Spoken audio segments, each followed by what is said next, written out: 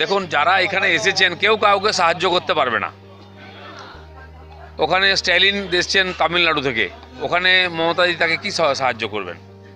বা উত্তরপ্রদেশে ওখানে আবার কংগ্রেসও এসছে, এসপি বিএসপি সব এসছে, তারা নিজেরাই এক জায়গায় বসতে পারছে না, তাদের নাকি দিদি জিতিয়ে দেবেন। গেগং আপাং, যিনি নিজেই একটা ইতিহাস, তার নামই বাংলায় কেউ শোনেনি, তার পিছনে 4টে লোকও নেই, তিনি এসছেন। তো যত রিটায়ার্ড আর টায়ার্ড লিডার নিয়ে এখানে সার্কাস হচ্ছে, এটা ভালোই।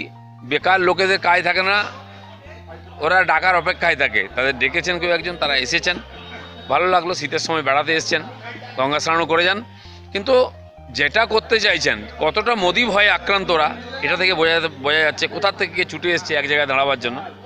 আর পশ্চিমবাংলায় একটা ট্রেডিশন আছে, যখন এখানে যে সরকারে থাকে সে যদি ভয় পায়, হেরে যাওয়ার ভয় থাকে, তখন সারা ভারত থেকে লোক ডেকে নিয়ে আসে। জ্যোতিবাবু মাঝে মধ্যে করতেন, তাঁর হয়ে পরবর্তীকালে তাদের যে সেক্রেটারি ছিলেন সুরজিৎ, তিনি করতেন। পশ্চিমবাংলায় দায়িত্বটা নেয়, আর যত বড় সভা হবে তারপর তাদের হাঁটতে হবে, কারণ সিপিএমের সেই ট্রেডিশন রয়েছে। দিদি, কোথাও কি ভুল হলো? আপনি মমতা বন্দ্যোপাধ্যায়কে প্রধানমন্ত্রী হিসেবে দেখতে চাইছেন, এরকম একটা কমেন্টস করছিলেন। না না, কমেন্ট কিছু না, জিজ্ঞেস করা হয়েছিল জন্মদিন নিয়ে শুভেচ্ছা বার্তা, আমি দিয়েছি।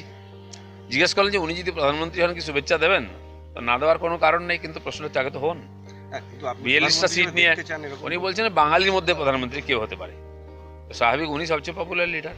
কিন্তু 42টা সিটে কি ভারতবর্ষে হওয়া যায়? না, সেটা কিন্তু আজকে সেই উদ্দেশ্যেই জনসভা। হ্যাঁ ঠিক আছে, স্বপ্ন দেখতে পয়সা লাগে না তো।